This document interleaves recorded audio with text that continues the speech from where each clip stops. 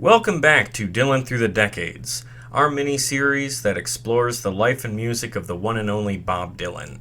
In our last episode, we discussed Dylan's bizarre career self-sabotage, his appearance in a gunslinging Western film, a reunion with the band, the concert spectacle of the Rolling Thunder Revue, and his unexpected turn to end times evangelical Christianity. Needless to say, the 1970s was a wild decade for Bob, and it left him exhausted by the end of it. He would eventually find some peace, at least for a while, in the arms of the church. His 1979 album Slow Train Coming announced to the world that he had finally found his faith, and he was going to tell you about it. On stage, as a matter of fact. During the tour to support Slow Train Coming, Bob ignored his early work and instead focused on his gospel lessons, going so far as to preach from the stage about the fire and brimstone his audience was destined for if they didn't get right with God, his God. This traveling church service was only the start of a 3-year journey through Bob's newfound faith, which is what we will open our discussion here with today. Bob kicked off the 1980s with an album called Saved, which featured an image of God's own hand touching his on its cover, which was about as subtle as the lyrics found on the record itself.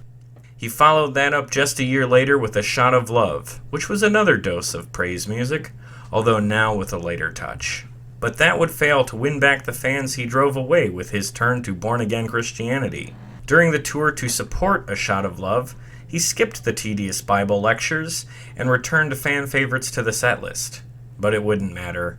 The so-called slow train had run out of steam, as his low ticket sales was now matching his low album sales.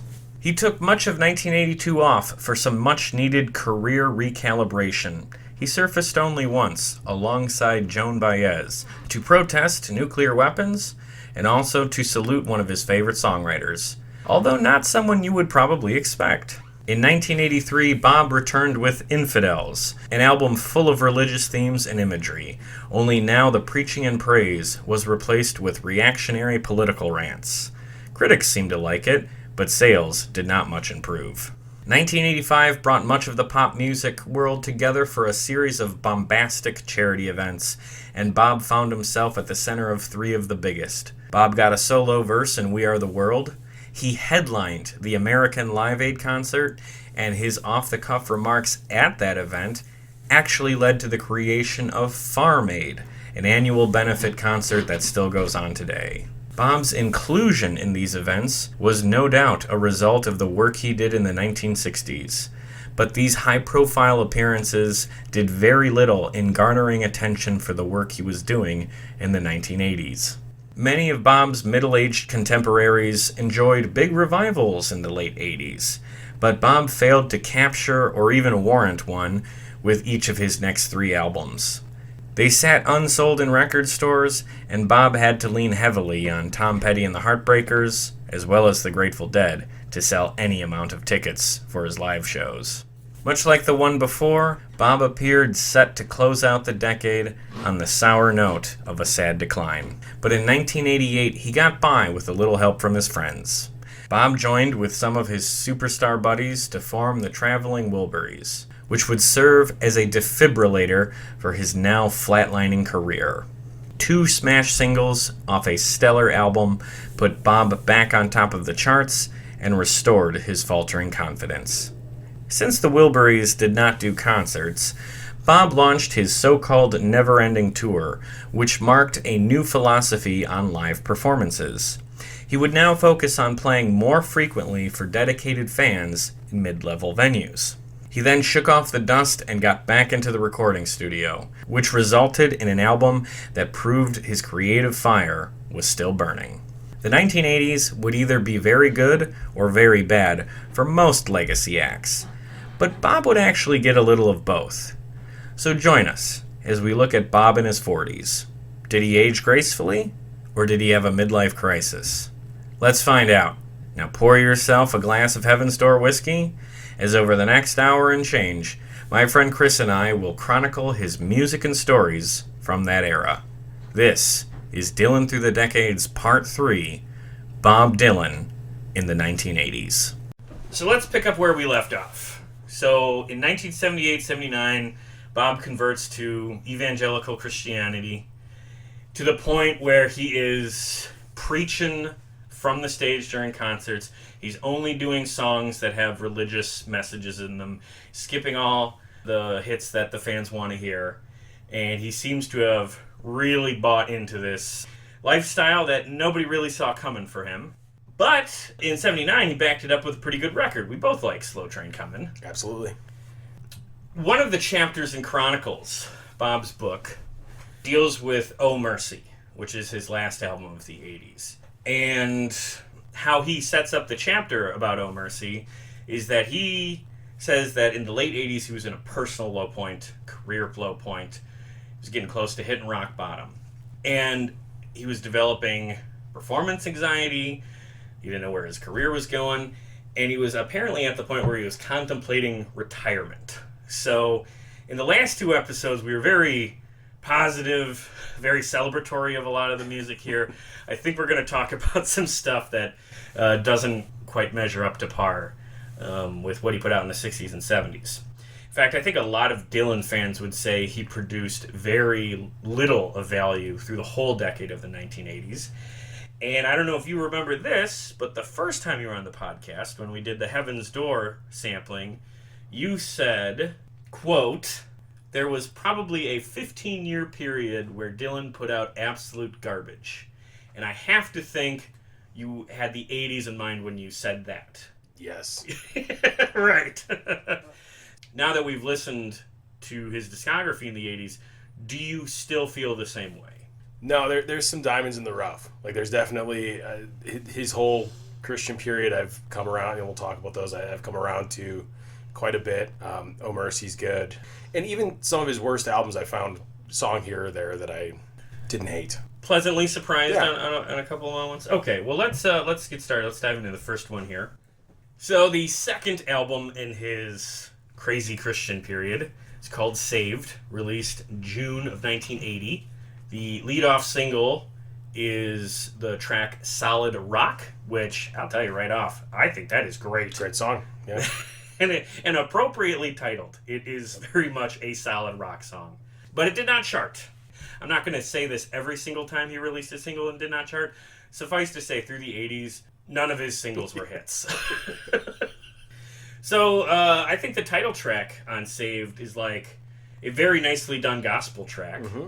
In fact, I think there's a lot of like good gospel music on Saved. There is some here that I don't like. What do you think about Saved? I actually liked it. I enjoyed Pressing On quite a bit. Satisfied Mind, I enjoyed.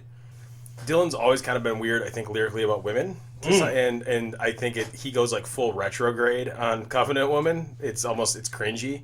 But overall, I enjoyed the album. The two tracks on here that I really don't like are What Can I Do For You and Are You Ready? Yeah. Because those are, I don't know, I guess it's like why worship music doesn't really do it for me. It's very, would the term simp be appropriate here? Like simps for Christ? Right, yes. Which in the context of church, like in Christianity and Catholicism for us, and evangelical Christianity for Bob, the term sheep is not an insult in the context of church. But in the context of music I want to listen to during my day, yeah, that vibe or whatever is the last thing I want to hear. Yeah, I mean, I agree. I think that just more fundamentally about art. True art is content to just describe. It doesn't have to explain, and it doesn't have to make grandiose, gestures towards, like some sort of an overarching, explanation for the universe and things. And I think definitely at that album's worst, and at Christian or praise music's worst, yeah, that's exactly what it is. They go in there with a thesis and they write the thing out, and that's right what they come out with. And he's definitely doing that on this album. I felt he was pretty good at steering away from that in Slow Train Comin'. Yeah. But it's really at the surface here. It falls into the trappings of worship music as a whole. The album cover did not help. So this record didn't sell, and a big reason this record didn't sell has to be, at least in part, due to the original cover of the album, which is God's hand with the finger extended, touching the finger of Bob's Yeah. amongst a sea of hands that are not reaching God's. And you know it's Bob's hand because his name is centered on the wrist of it. Yeah. Still a better cover than Self-Portrait, though. Yeah, agreed. You know what, though? I don't hate the cover. I mean, it's truth in advertising, I guess, to a fault, you know? If you're not interested in worship music, you should not be picking up an album with a cover like that. I mean, especially the time period. There was just, I'm sure, a feeling that he had sort of turned his back on, which I guess he had done that in the 70s as well. Mm-hmm. He continuously kind of turned his back on what people expected him to do. So there was a second cover for Saved because Saved sold so poorly. Saved sold worse than every other album except for his debut. And I'm going to say that a couple of times throughout the 80s. He set new lows a number of times in the 80s. But Saved sold so alarmingly bad that they made a new cover for it. And some copies have this cover where it's not the hand of God. It's just a picture of Bob playing harmonica on stage. Yeah. Or, you know. As if that would help sales. I mean, at the end of the day... Why not rename it? The album is still... Exactly, yeah. The content, what he was doing on tours, everything's going to, push people away from buying the album. So. Yeah. So he learned his lesson a little bit for the third album in the Christian trilogy, which is A Shot of Love, released August 1981. That cover, although not as on the nose as Saved, that cover sucks. It's just the words Shot of Love. I kind of like it. You like it? Okay. It's got kind of a pop art look Yes. to it. It looks like almost a comic book kind of... It does look like a comic book. I can't think of the artist who does those comic book type paintings, but yeah. The first single from Shot of Love was the title track. Guess what? It did not chart. And this album sold even worse than Saved. But you don't dislike this album, right? I like this album. Yeah, okay. Do you like it more or less than Saved? Much more. I think I might actually like Ooh. it better than Slow Train Coming. Oh, okay. All right. By all means, what do you think of it? I mean, first of all, I think, and we talked a little about this earlier, I think his vocals on Shot of Love are the best sort of mature Dylan vocals that you get. I think they're clear. Like, it's still, I mean, it definitely sounds like Dylan, but he's in control. It's clear what he's singing. I really think his vocals are the cleanest on Shot of Love, just about any album he's done. How about the songwriting? It's certainly better than Saved. Every Grain of Sand. Yep. I came away, that's one of my favorite Dylan songs now. Do you think the opening of that one sounds a little bit like Everybody Hurts by REM? Oh man, I would not have put that. I'd have to listen to him. I would have to listen to Everybody Hurts more recently than I think I have. Oh, okay. But that's interesting. Yeah, that caught my ear a little bit. I don't know. Maybe it's just me. I don't know if Dylan was touring in Austin a lot at that time. That's. Everybody Hurts is early 90s REM, so a good 10 years before. Yeah. But they might have been around. I like The Groom Still Waiting at the Altar. It's a great song. And you're talking about lyrically, him becoming stronger again. Yeah. It's him returning to actually using some metaphors in his writing. Mm-hmm. So, and ostensibly that song is about Christ, right? Christ is the groom waiting at the altar for the bride, which is the church, and the whole. It's a good song. I really like I would like most of the tracks on there. Heart of Mine, I'd say, is an A+ for me. Okay. The title track's good. Property of Jesus, I think I said, was the Christian equivalent of like a tramp stamp. Like, it's Property of Jesus. But I liked it. It's got a good sound. I really like the song. It's funny. The one song on the album I really don't like is Lenny Bruce. Oh, and interesting. it's probably the only non-Christian song on the album. Yeah. And I love Lenny Bruce. Yeah. And I love Bob Dylan. And you also like his song for Woody Guthrie, which is what the Lenny Bruce song reminded me of. But that's a much better written song. I don't know much about him. Did he die that year, or did he die in the 70s? Oh no, he would have died, I think, in the I want to say 60s. Oh, okay, so this wasn't. But he had become, over the course of the 70s, he was the progenitor of modern stand-up. I mean, George Carlin. These are all of those evangelical Christians all flocked to. Yes, they're big fans of guys like Lenny Bruce and George Carlin. Which is why it's bizarre it's even on the album. That's what I'm saying. The whole thing is, and I think he's doing a concert again too. Yeah. But I'm interested to see at some point if how he performs it now. It's just a bizarre song, and lyrically really weak. Yeah, it just doesn't do it for you. He said he wrote it in 5 minutes. Oh, okay. I heard him say, they asked him what inspired you, and he's like, I wrote it in 5 minutes. I don't know. Yeah. So the tour for Shot of Love, at least the back end of it, is pretty much when we start to see Bob moving away from this. And during the tour, he started to bring back, I can't believe I'm saying this, but secular music. Yeah. His old hits that fans wanted. Because the other thing was, it wasn't just that the albums weren't selling. Dude wasn't selling tickets either. Right. You know? So he was trying to, like, make the show a little more appealing for fans. This was also like the kind of thing he really did not like doing. Yeah. And on top of that he was losing interest in religion. At the end of the tour, he was felt very aimless, very uncertain, and decided to take an extended break at the end of 1981, and didn't do much of anything until 1983. So before we get to the next album, we're going to take a little sidestep here to the one live appearance he made in 1982, just because I find this story very funny. Okay. So we're going to unpack this a little bit. On June 6th, 1982, he played at a Peace Sunday concert, which was a benefit concert to promote nuclear disarmament, which was all the rage in the late 70s and early 80s. Don't see that too much nowadays. There's a lot of no nukes stuff. So Bob shows up, and he plays as a special guest of who else? Joan Baez. And he only played 3 songs with her. They started with God on Our Side, appropriate. And they concluded with Blowin' in the Wind, also, I'd say, pretty appropriate. Smack dab in the middle, they sing Jimmy Buffett's How a Pirate Looks at 40. Yeah.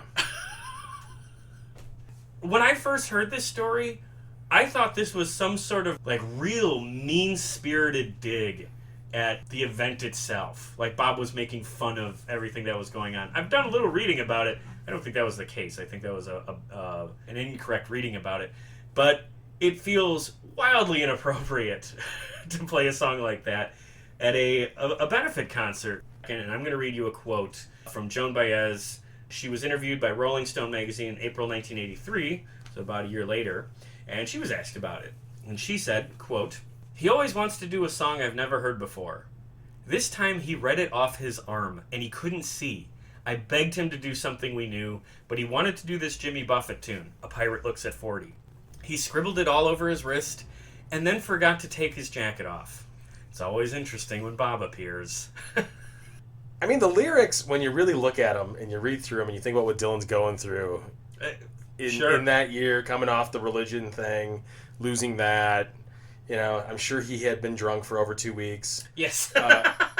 We do know that he goes for younger women. Oh, yeah. I mean, seriously, I can see where he he felt like this is the song to sing right now. He just called to him. To be fair, one of Buffett's most lyrically accomplished songs, I think. I love that song. Absolutely it is. And we're going to get to what Bob and Jimmy think of each other in just a moment here. We're going to wrap this up about Bob and Joan, because this was actually one of the last times they ever shared the stage together. She showed up at a couple of his concerts in Europe the year later, but he didn't know she was coming, or he didn't want her there, and it was like really awkward, and she quit the tour halfway through. So this might have been the last time where they were both willingly on stage together and enjoying themselves. So that's sort of an interesting end to a very famous relationship. Because she's not a covenant woman, Joe. I think that's correct, yeah. I think she would agree. So in 2020, Rolling Stone magazine asked Jimmy about it. And Jimmy Buffett said, "Was I thrilled about it? Yeah! He likes that song. What can I say?" And going back to what you were getting at, is that in May of 2009, Bob was asked who his favorite songwriters were. And the first name out of his mouth was Buffett. He also mentioned Gordon Lightfoot and John Prine and some others. But when he was asked about his favorite Jimmy Buffett songs, he mentioned Death of an Unpopular Poet, and He Went to Paris. I know people have this idea that Jimmy Buffett is like this ultimate airhead boomer type, Yes. Right, with the Margaritaville and all that. But before he had that, he was a credible and pretty well respected songwriter. And I think Bob probably has those records and those songs in a special place in his heart. So that leads me to think, as we are two guys who do a little mini-series here about songwriters, is our next mini-series going to be Buffett through the decades? I would do it. My thing is, during the pandemic, Buffett started doing weekly YouTube videos of like real like B-sides and like deeper cuts from his. Yeah. I had never really listened to a lot of Buffett other than songs you know by heart. Yes. But I was surprised by how solidly written some of his songs really are. And Bob agrees. All right, let's get back on the main path here and move to October 1983, when Bob puts out my favorite album of his in the 80s, one of my favorite albums from him, period, Infidels. Mark Knopfler returns to play guitar on this one. He also played on Slow Train Comin'. And this definitely marks the end of the Christian era, although there are definitely some religious themes on this record. Some people have said this is sort of like, not his return to Judaism, but like maybe an exploration of the religion he was raised with. I think he's going Rasta. Oh. Isn't I and I is a Rastafarian concept, isn't it? Oh, okay. Well, I mean, pretty sure it is. I mean, Joker Man definitely has a reggae influence on it. You know. Okay, so holy crap, we got religious vibes all over the place here. Because the lyrics of Joker Man are very biblical. And then you've got the song Neighborhood Bully, which everybody seems to agree that this is about Israel. Yeah. Well, I mean, and just to be clear, Man of Peace is clearly about the Antichrist. I mean, that is a very obvious that one's Christian really on the theme nose. there. Yeah. So again, the religious themes are alive and well, but this isn't the same gospel music as the stuff we heard before. So my favorite track from the record is not a religious one, but it is incredibly political. Union Sundown, which was the lead-off single. It hit number 55 on Billboard, which I think was his highest charting single in the 80s. The lyrics of this song are very reactionary. And it seems to me that, like, he went to the recording studio just very jaded. And he was just like, okay, you don't want my Christian stuff. You want me to write songs about America, like Blowing in the Wind. You want me to write protest music? Fine, here's your protest song. America sucks. Fuck you. Yeah. He's always 30 years ahead of the curve, isn't he? This is a pretty angry song. Democracy don't rule the world. You better get that through your head. This world is ruled by violence, but I guess that's better left unsaid. I like that. I mean, I don't think he's wrong. I don't like that song at all. Okay, yeah. Going back to when I was talking about like what good art is, that's a song that explains to you how the world is. Okay. That's not describing. Okay. Like, he could do a song about that and be more just describing the reality. But no, he takes the song, he's laying it down for you. He's explaining to you, like, this is how the world is, right? You know, it's not great. Oh, you know what? I think that's a very good point. That's very fair. Everybody describes the song as like a diatribe, where he's just like, yeah, nothing's made in America. Everything's outsourced. Unions, don't do what they used to. I would like to get us, like, you know how they do that thing where they'll pull the music off a song and just do the lyrics? They separate out, like, from the masters. Oh, yeah. I would like to just hear Dylan singing this with no music behind it at all, and he would just sound like a crazy person. He would sound like talk radio. He would. Yeah, you're right. Well, a crazy person. Yeah, exactly. Right. And I'll say that I don't like this song specifically just because of the lyrics. I do like some of the lyrics, but mostly I like this song is because it's got a fucking kick-ass guitar riff. I think it's Mark Knopfler on guitar, and you set the lyrics aside, you make the lyrics about whatever. I still think it's a good rock song. But it is sort of funny. It does seem that Bob woke up on the wrong side of the bed that morning. And that came out in 83, right? Yep. I'd be very interested in knowing if he was reading Mosquito Coast, because that came out in 81. Okay. It's a deep, you can I was going to say, I don't get that reference, but hopefully our listeners do. Put that somewhere. No, it's, yeah. Okay. Any other thoughts on Infidels? Honestly, I was less impressed with this album than Shot of Love. Interesting. Yeah. Interesting. Because Infidels was one you mentioned last time that you were looking forward to. So this is one that, maybe the other ones go up in your book after revisiting them. This one takes a mild step down. Yeah, and I think, honestly, the best songs on the album still have a religious... Oh. He's the most inspired on this album when he's still singing things that are broadly religious, not necessarily... Like Joker Man? Joker Man, I, Man of Peace, License to Kill. He should have played that at that Peace Sunday. He might not have had that one written, but that's a good one, yeah. But it feels like critics really were, I think, nicer to this. I think they were just kind of like, oh, thank God he's not a Christian anymore. Right. You remember when New Morning had the review that went, we got Bob Dylan back? And maybe it was over-celebratory of a pretty good album, but, not some world beater. Is Infidels getting the same thing because they were just so sick and tired of the Christian thing? Yeah, I think Shot of Love too harshly judged, and then Infidels they were too overjoyed, just we got Bob back. Absolutely. Think you're onto something.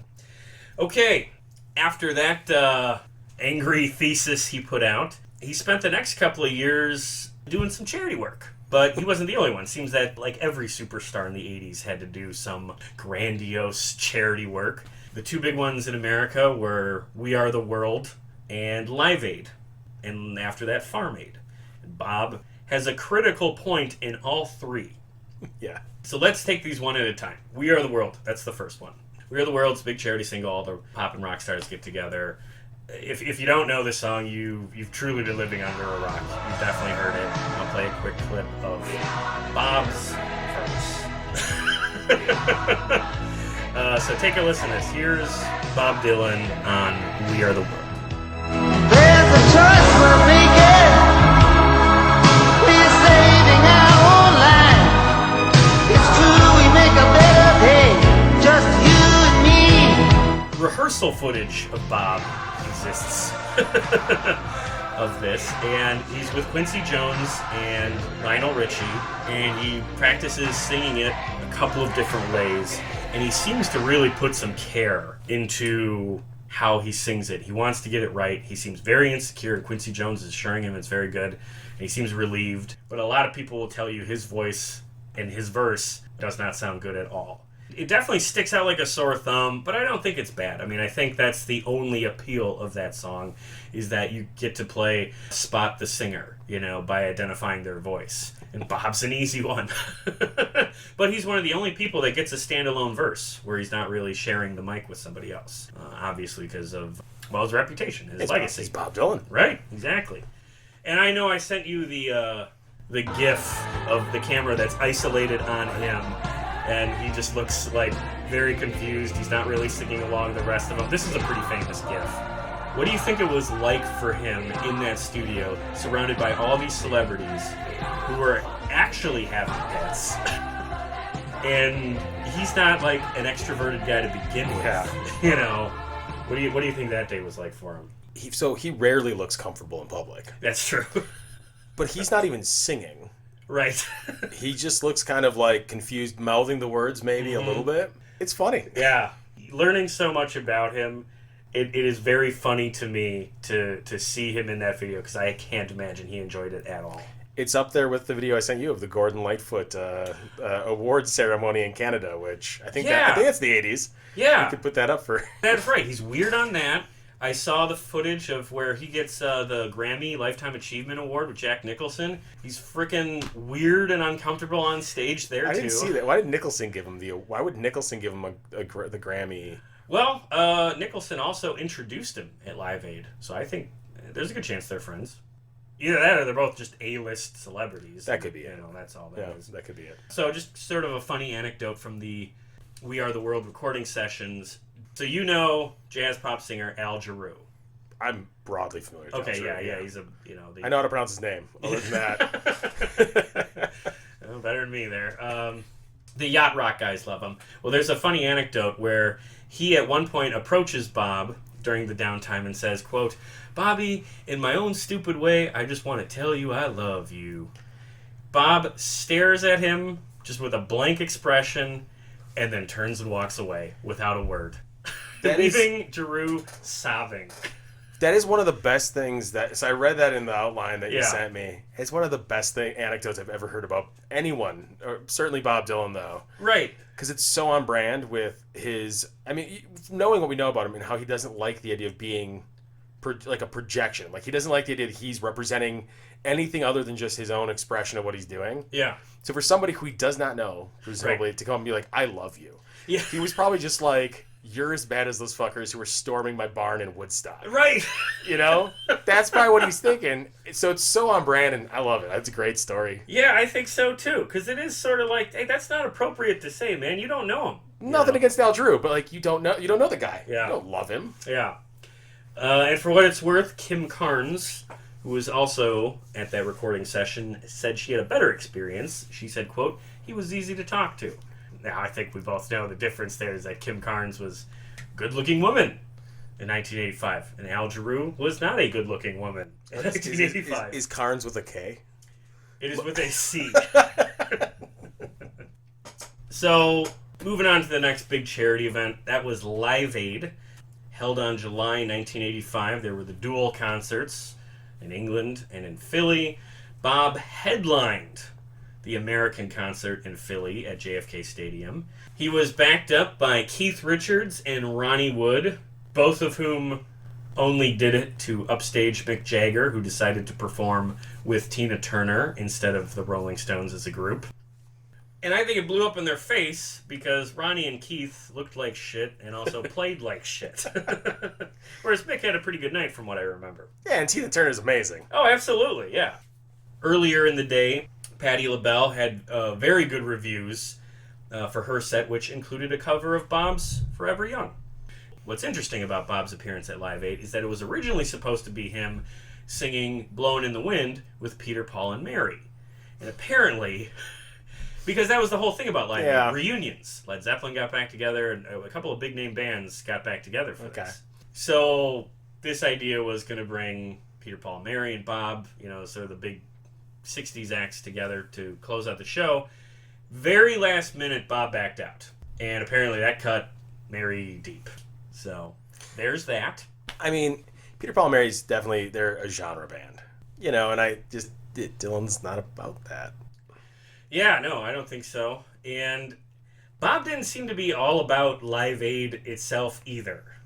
So, unprompted, in the middle of his set, Bob says to the crowd, quote, "I hope that some of the money, maybe they can take a little bit of it maybe, 1 or 2 million maybe, and use it, say, to pay the mortgages of some of the farms, and the farmers here owe to the banks."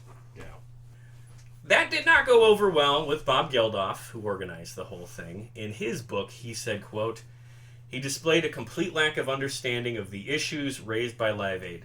It did instigate Farm Aid, which was a good thing in itself, but it was a crass, stupid, and nationalistic thing to say." So, Bob feud. Bob versus Bob. Who you got? Bobby D.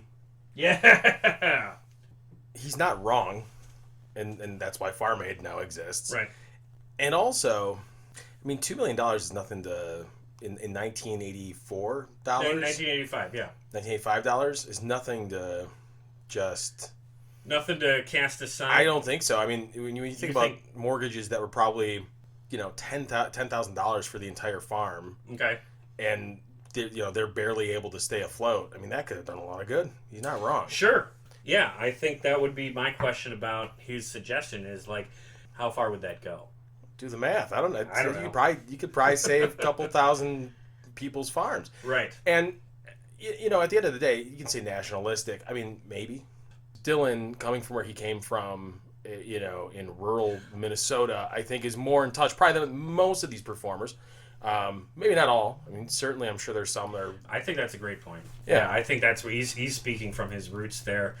I think the criticism would be the money for Live Aid was being raised to keep people from starving to death, not losing their farms. I think that might be the only criticism that I would accept. Now, what I would push back on Bob Geldof about is that, first of all, Live Aid, even though it was all for Africa, it featured no artists from Africa or music from Africa, and a significant amount of the money that was raised, you know where this is going, a significant amount of the money that was raised by Live Aid did not actually go to help anyone starving. It got intercepted by warlords in Africa and was used to buy arms from the Soviet Union. You know what it makes me think of? That old SNL sketch with Phil Hartman as Clinton in the McDonald's. "We're trying to get the food to the people who need it, but it's intercepted by warlords." Yeah. You know what I'm saying?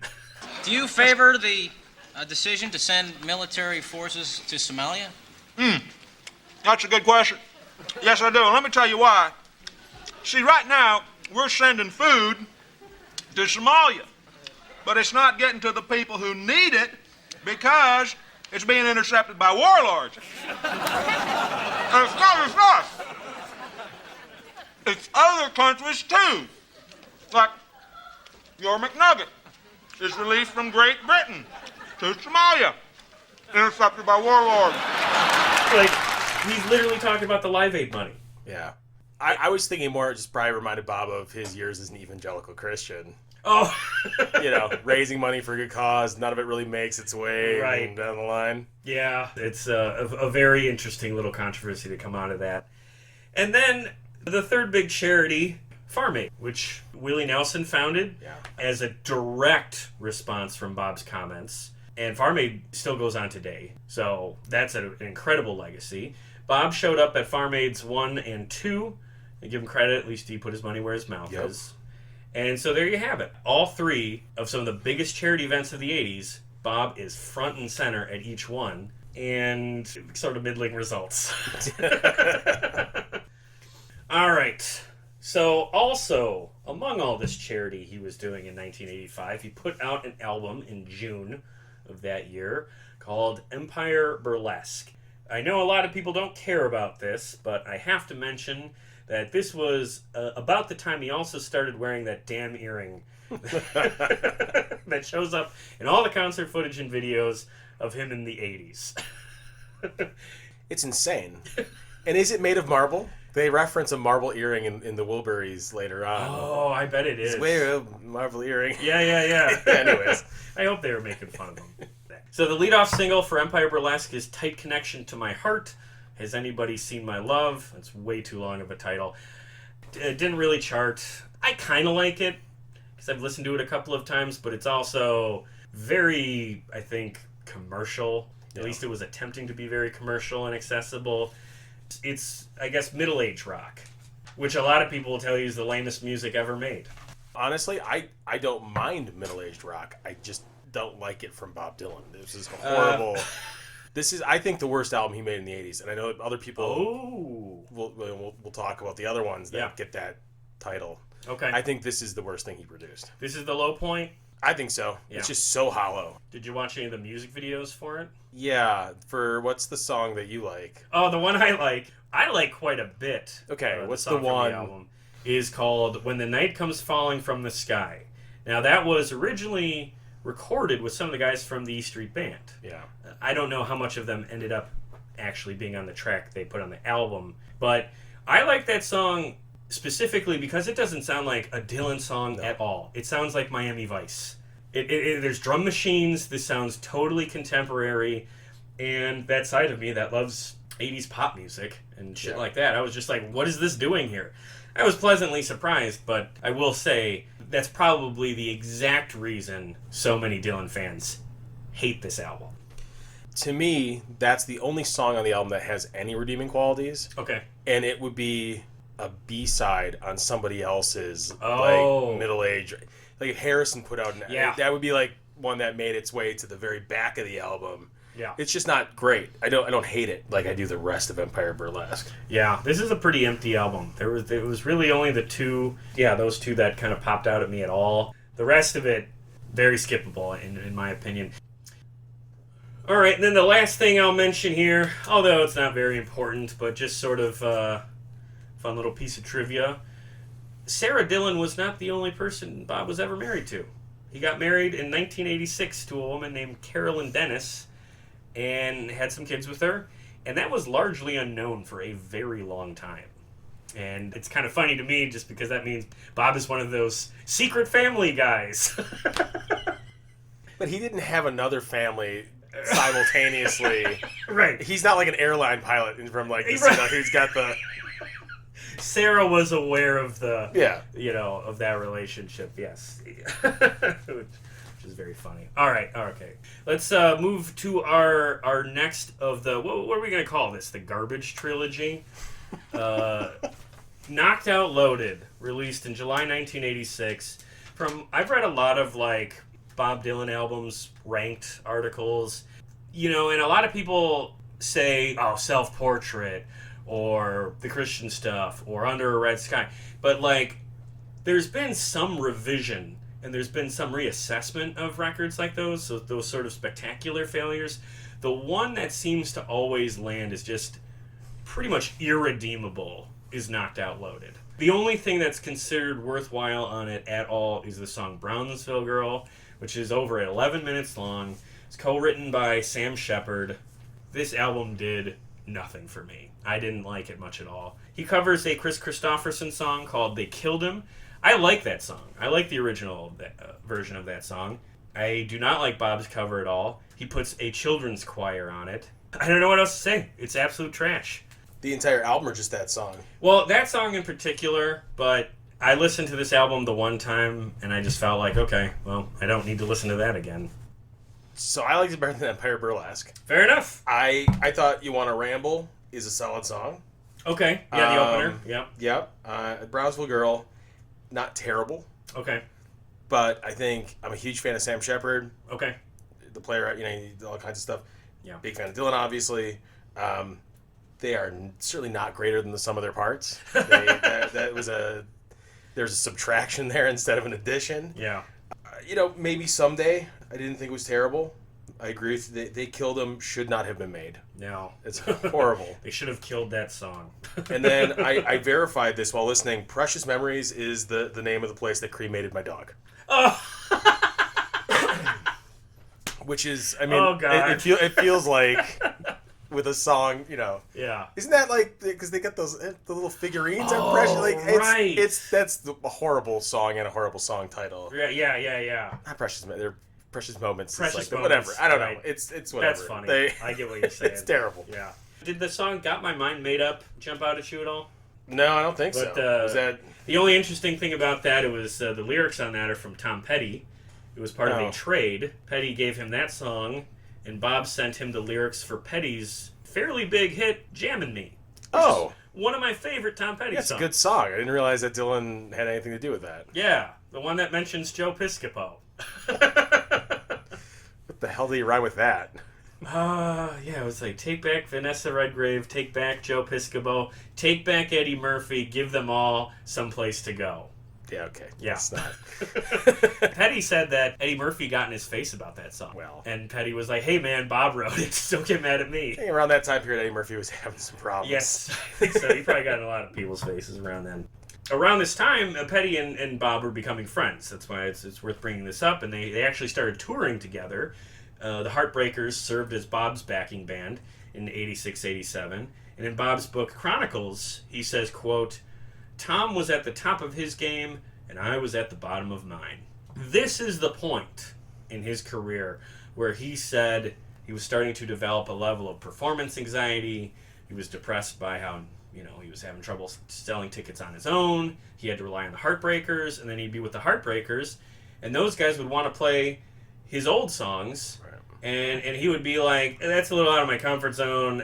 I just have these songs I like to play. Let's just keep it to these. And at one point thought, this will be my last big payday. I'll wrap it up after this, and I'll start looking for other businesses to get into. Like, he was getting to the point where he was ready to walk away from the music industry as a whole. Thankfully, he did not. And I wonder if part of the reason that he did not was that in January 1988, he was inducted into the Rock and Roll Hall of Fame. So he was inducted in the same class alongside the Beatles, the Beach Boys, the Drifters, and the Supremes. What a class. That's a lineup. Very appropriately, Bruce Springsteen gave his induction speech. It's a good speech, I will say, and I think the quote I pulled from that I think really said it all was he said, the way that Elvis freed your body, Bob freed your mind. The way Elvis freed your body, Bob freed your mind. That is, man, Springsteen. That is... Just nails it. Hits it on the head. That's why he's the boss. That's why he's the boss. And, which is very relevant to what we're talking about today, he also said, quote, that to this day, where great rock music is being made, there is the shadow of Bob Dylan over and over and over again. And Bob's own modern work has gone unjustly underappreciated for having to stand in that shadow. Bob's own modern work has gone unjustly underappreciated. And he name checks Sweetheart Like You and Every Grain of Sand. Every Grain of Sand, I can see Springsteen. Well, Springsteen has that kind of gospel. I mean, you've seen him a number of times too. Yeah. He's got that. There's almost a revivalist sort of feel to his performance, the entire thing. So I can see him appreciating Dylan's Christian music maybe more than some other artists. Oh, absolutely. Yeah. Yeah, I think that's a good point. And to be fair, Every Grain of Sand is phenomenal. Yeah. So very cool to see Bruce acknowledge some of the stuff that Bob was doing in the meantime instead of just heaping praise on him for stuff he did 20 years ago. I mean, Bruce was smart enough to realize that, Bob has heard enough praise about what he did in the 60s, giving him some credit for the stuff he was doing more currently, I think must have meant quite a bit to him. Now, I will say this induction ceremony is pretty infamous. It was a bit of a shit show, thanks to Mike Love of the Beach Boys. And anyone who knows anything about the Rock and Roll Hall of Fame knows this story. But when it was Mike Love's turn to get on the mic, he just started calling out everybody in the hall and out of the hall. He called out Paul McCartney and Diana Ross for not attending. He challenged Springsteen and Billy Joel to get up on stage with him and the Beach Boys and play something. He called Mick Jagger chicken shit for not jamming with the Beach Boys, which is honestly very funny.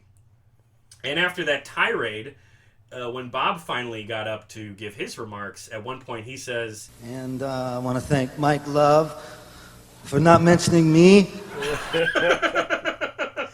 There's that sense of humor that always gets lost with Dylan. The guy's got a wry sense of humor that people always kind of gloss over.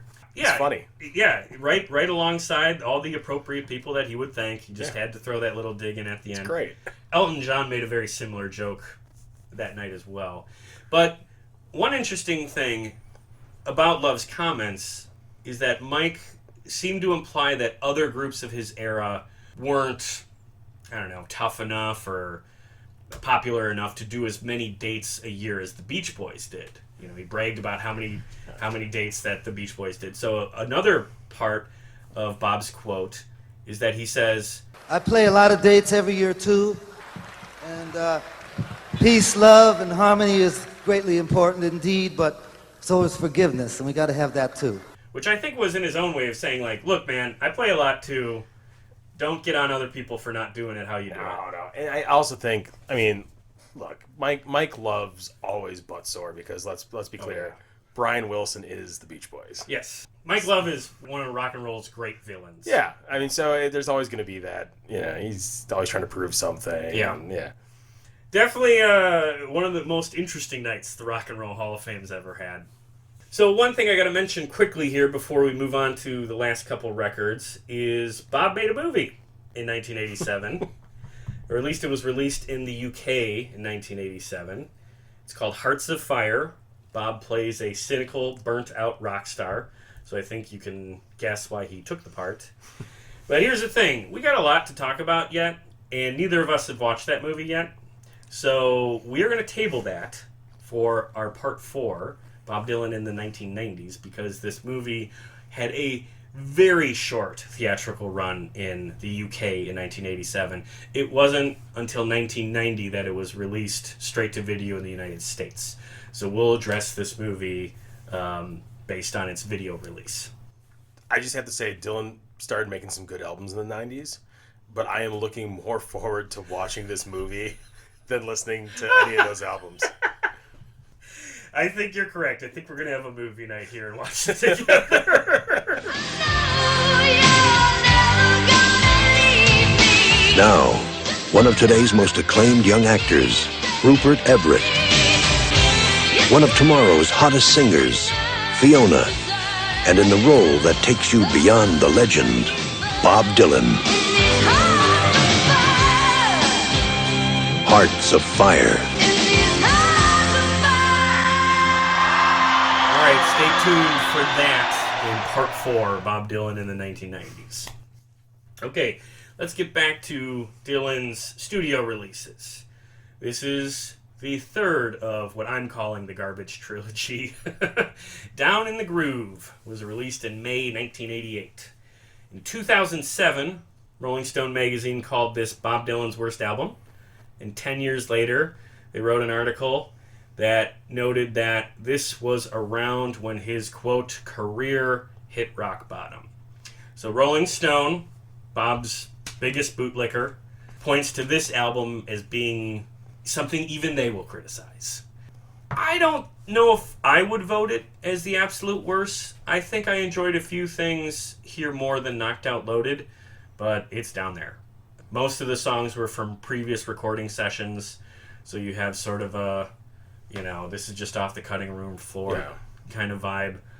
I think the only two worth mentioning, at least for me, is that I think Ugliest Girl in the World is a little funny, and then the track Silvio is pretty good. Yeah. But beyond that, I thought this album was a total bore. So I kind of liked it. Fair enough. It's a lot of covers, and Dylan Right. Dylan doing covers. I mean, that's been the last, up until recently, that's been the last decade of Dylan, really, in the 2010s, 2010, whatever we're calling them. Yeah. Let's Stick Together. It's a straightforward cover. Yeah. I liked it. People might know the Canned Heat for the Canned Heat. Yeah, I think that's right. Did the Let's Work Together, right? Sally Sue Brown. It's marginal, but it's still not horrible. Had a Dream's not bad. Ugliest Girl in the World is kind of a fun song. Yeah, it's a To little your funny. point. And then I thought Shannon Doe is not a bad cover. But Okay. again, as a cover, he's it's not. This album, how many original songs are even on this album? It's not. Probably less it's, than it's, half. It's less than half. It's a handful. It's certainly not his worst. I don't know. I don't think it's as bad nearly as people say it is. So you think it's a step up, at least from Empire Burlesque? Oh yeah. I really don't like Empire Burlesque. I would say Empire Burlesque is his worst album. Okay, let me think. It was some of the albums we weren't big on. I remember we weren't real big on John Wesley Harding. Yeah. Okay, you're not John gonna- Wesley Harding's better. Okay, yeah. How about Street Legal? I think I might like this better than Street Legal. Okay, there you go. So he was still playing a couple of concerts with Petty when he was putting this record together, but he was also teaming up with, of all bands, the Grateful Dead, who were having a very big revival in the late 80s. And their one big hit single, Touch of Grey, and they were doing stadium shows. Yeah. And I think Bob saw an opportunity to make some money and to keep playing stadium shows by teaming up with them in the same way he teamed up with the Heartbreakers. Didn't go as smoothly. He said that his performance anxiety was real high at this point, and he was also drinking really heavy. And in Chronicle, he mentions a story where he sort of found his footing by going out to like a jazz club one night and seeing a jazz singer play some old song he liked, and he was just like, damn it, I know how to do this. And then, went back and played some more successful shows with the Grateful Dead. That may or may not be some myth building, but, I think there's something there. I think his time with the Dead helped him find his feet a little bit and helped him to decide that he did not actually want to retire from the music business. So their partnership did lead to a live album, of which I am wearing a t-shirt.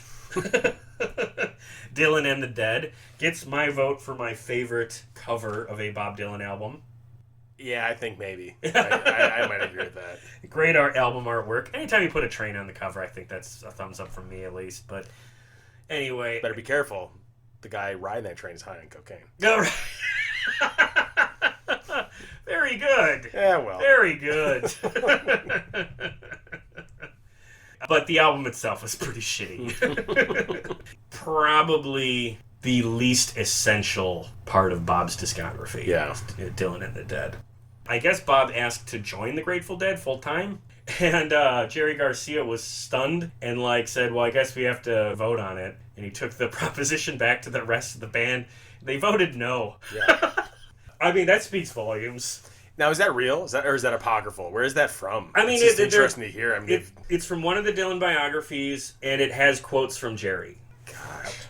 Because their accounts, of course, like everybody else who's ever been around Bob, is that he was difficult. He was drinking pretty heavy. He didn't want to do the songs they wanted to do. Oh, no. I'm not saying that they would vote no. I think they would definitely vote no.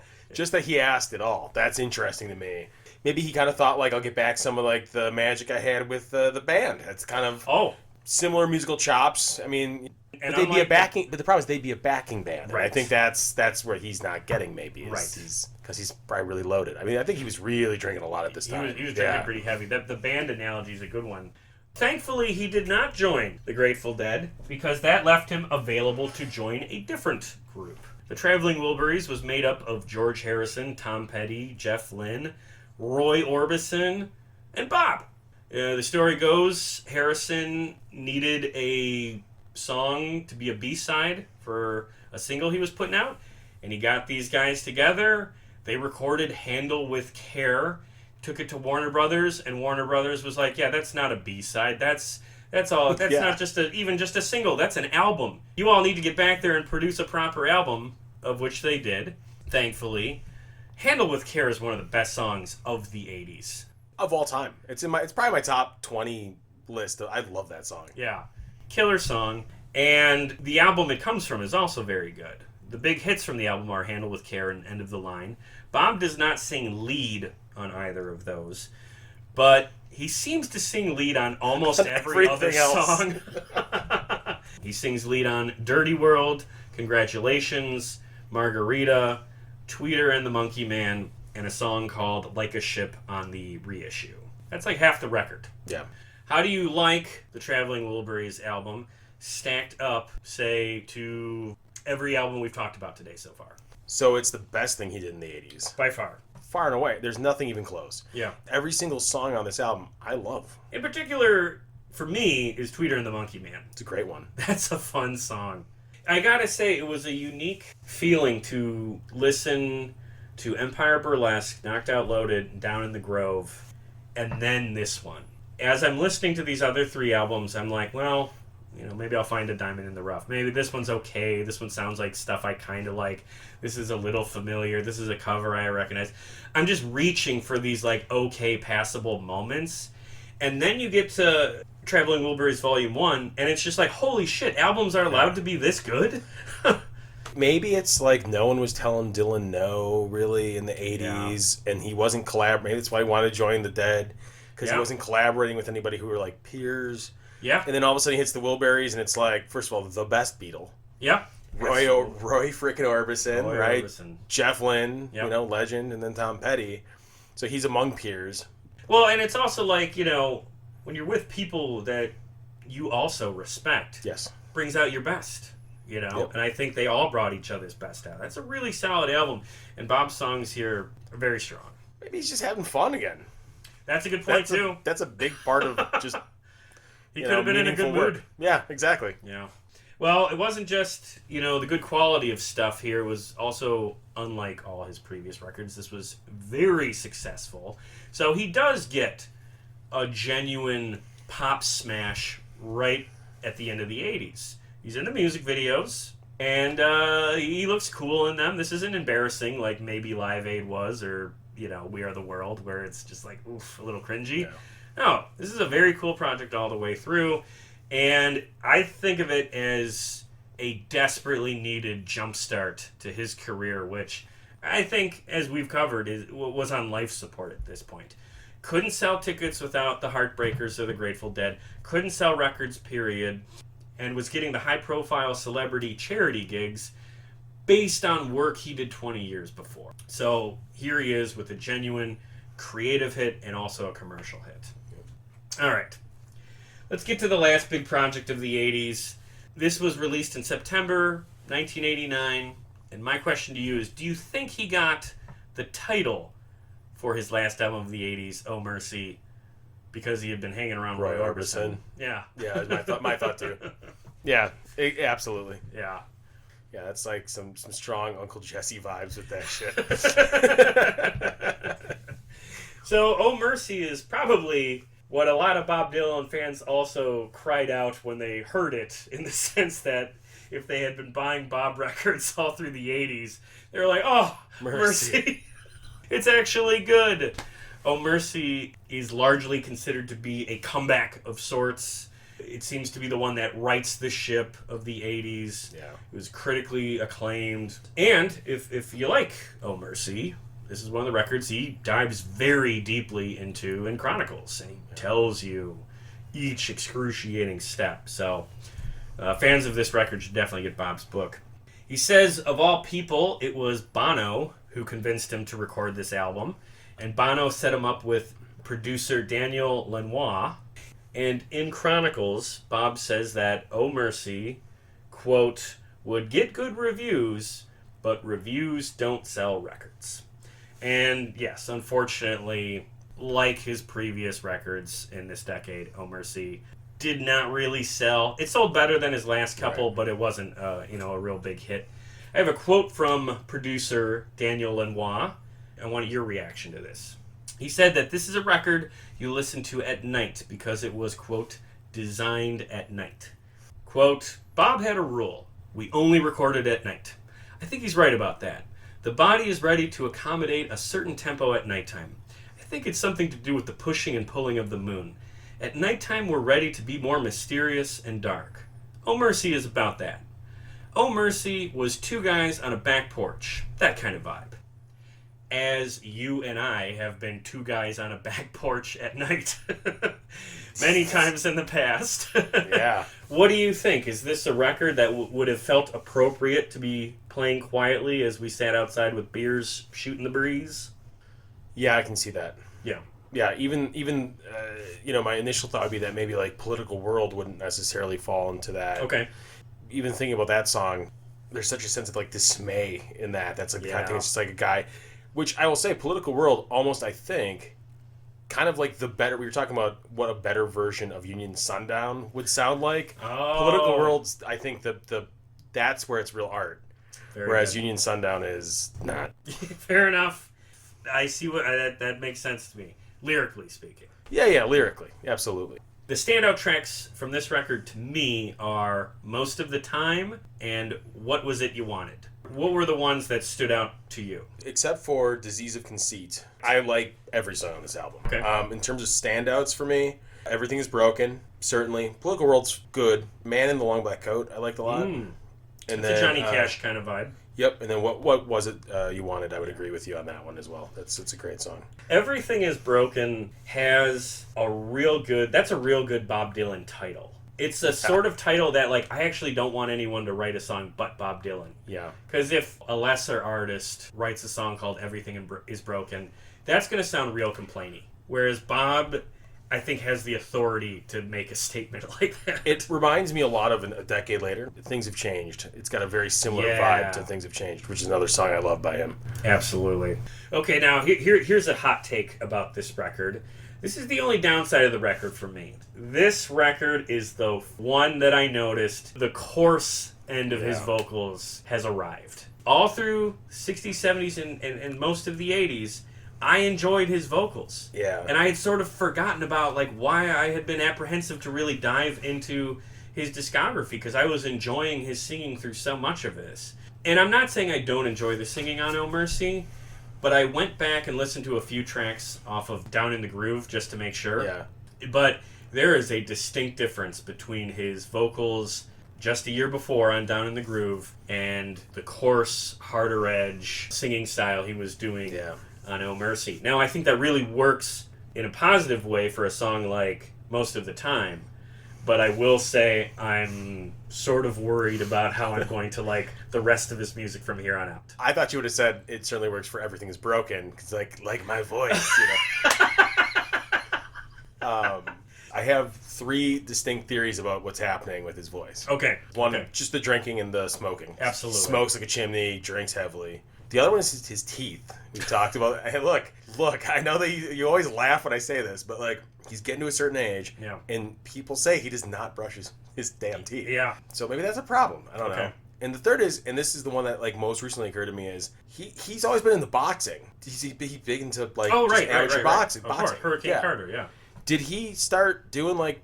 Did he like bust his face up, like his nose up a lot? I'm not joking. Like, oh wow, we always want to make these things like it's a stylistic choice, or he's given whatever. But like, so frequently these things are really just mechanical. Yeah. I almost wonder if it's like his teeth or his nose or something, both from bad oral hygiene and also from getting punched in the face a lot. I don't know. Well, I don't know anything about boxing as a hobby, but I do know what you're talking about. The hygiene is both of the biographies, which are very well respected about him, mention about how gross he just was in the 80s. Yeah. You know, how he'd go to like celebrity parties with like dirt under his fingernails and smelling terrible. But women would still just be all over him. Like Elizabeth Taylor was all over him, even though he was like looking like a hobo. In my experience, those are the guys that the ladies go for.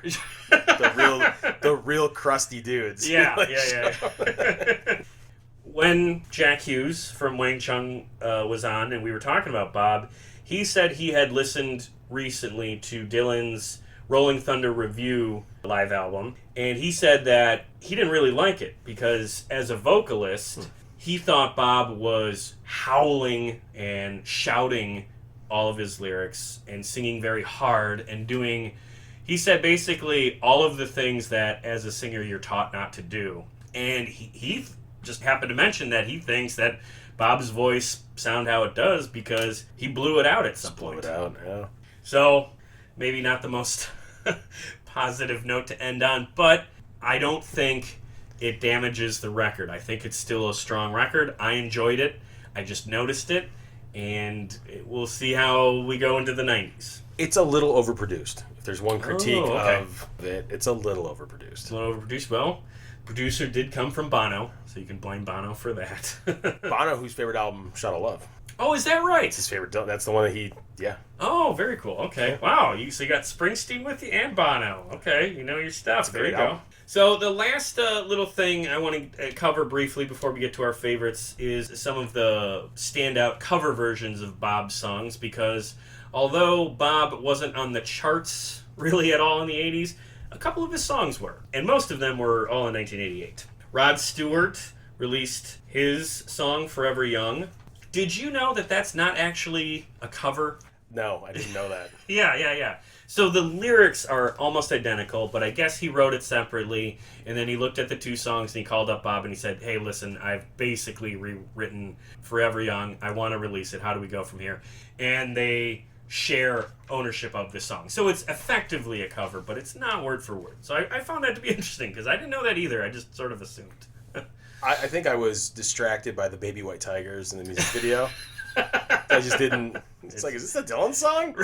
Are those Baby White Tigers? Yeah. Yeah. Oh, what a trip. Oh, wow. We were just talking about Bono. Obviously, Bono's a big fan of Bob. U2 covered All Along the Watchtower on their Rattle and Hum album in 1988. Bob joins them on that album for another song called Love Rescue Me. And I know that U2 loved to cover Knockin' on Heaven's Door in concert all through the 80s. And then Bruce Springsteen covered Bob's Chimes of Freedom for his Chimes of Freedom live EP in 1988. I have not listened to that, so I don't know if it's very good. So any thoughts on those cover versions, or any cover versions you're aware of from the 80s that you either like or dislike? It's going to be a no. Yeah, right. Slim pickings. Okay, well, we've gone on long enough, so let's get to our favorites. If you need a minute, I can give it to you. We're going to talk about our top 3 albums from the 80s. Wilburys included, and Wilbury songs included in these? Yes. Okay. And then top 5 songs from the 80s. I can do that. I'll go first. My 3 favorite albums from the 80s are Infidels, Oh Mercy, and of course, Traveling Wilburys Volume 1. I would go Wilburys 1, Oh Mercy, and Shot of Love. Shot of Love. Okay. Yeah. So my top 5 favorite songs of Bob's from the 80s are Union Sundown, Joker Man, When the Night Comes Falling from the Sky off of Empire Burlesque, Tweeter and the Monkey Man, and Solid Rock off of Saved. Okay. I would do Every Grain of Sand, End of the Line, Handle with Care, Everything is Broken, and What Was It You Wanted. If I forced you to pick songs that Bob sang lead on and took out Handle with Care and End of the Line, could you do 5? Because You're right. I'm cheating. That feels a bit like a cheat. Dirty World Okay. is a great song. I'm just gonna replace the ones that are. Okay. And he did and Tweeter and the Monkey Man. Okay. Does that satisfy you now on your podcast? Absolutely. So I was cheating. I'm giving you just my favorite Wilbury songs instead of Right. my favorite Dylan songs for that. But there you go. fair enough. Yeah, those are good ones. Okay, but we don't have any in common. So, well, Tweeter and the Monkey Man. We do. Yeah. Okay. So there we go. I can't believe Every Grain of Sand doesn't do anything for you. Oh, it does. It makes me think of Everybody Hurts. No, I do like that song. It's a great song. I do like that song, and I do like A Shot of Love. I would say probably more than Saved as a whole, because it is a little less tedious. But my favorite 80s Bob gospel song is going to be Solid Rock. Just because... It's great, too. It's a great song. Because it's rock and roll. Okay, well, we're just about done here. Do you have any final thoughts on the decade as a whole? It was not the total slog that I thought it was going to be. But there were parts that were still a slog. Oh, absolutely. Yeah. Strong agree. Not as bad as I think fans make it out to be or critics make it out to be. Definitely some true diamonds in the rough. So if you're a fan of his 60s and 70s work, you should not stop at 1980s. Okay, so let's just look ahead here to our next episode for you and me, which is going to be Dylan Through the Decades Part 4, Bob Dylan in the 1990s. A couple of the major things we're going to talk about is the aforementioned Hearts of Fire. We got Traveling Wilburys, Volume 3, the notorious Under a Red Sky, Bob Fest, the 30th anniversary, and of course his big critical comeback, 1997's Time Out of Mind. So stay tuned to that for Dylan Through the Decades Part 4. So before we wrap up here, I have to cite my sources. Once again, Chronicles Volume 1 by Bob Dylan. This chapter about Oh Mercy is fantastic. Very insightful there. And then Down the Highway, The Life of Bob Dylan by Howard Sunez. And along with that, Bob Dylan, Behind the Shades Revisited by Clinton Halen. Both very good Bob biographies.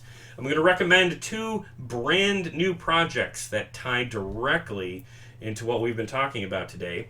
Springtime in New York, the Bootleg Series, Volume 16, 1980 to 1985, was released September 2021.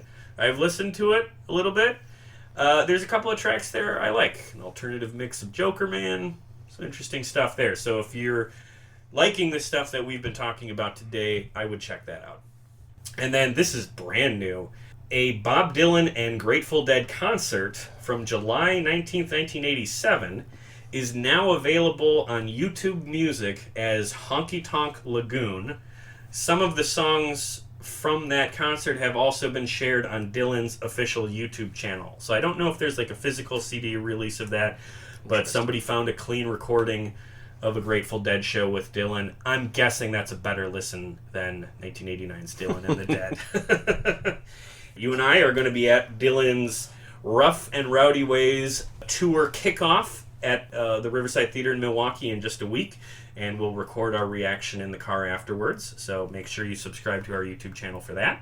And then the last thing I can announce is that there's another book out that's called Bob Dylan in London, Troubadour Tales, by Jackie Lees and Keith Miles.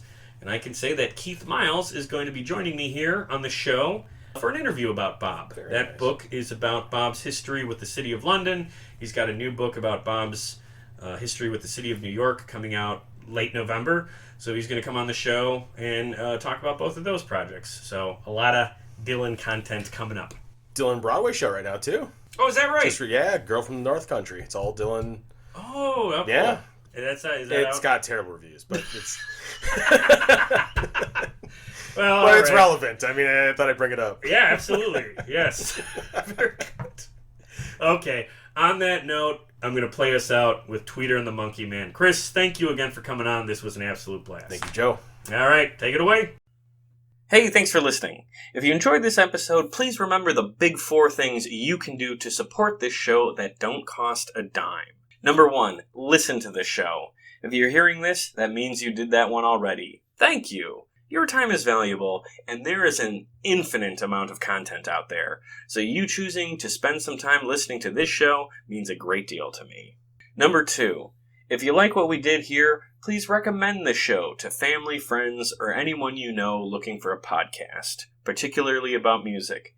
Share our links in subreddits, Facebook groups, and recommendation threads. Whatever you can do is highly appreciated on my end. Number 3, find us on social media. Follow us on Twitter at PlayThatPodcast.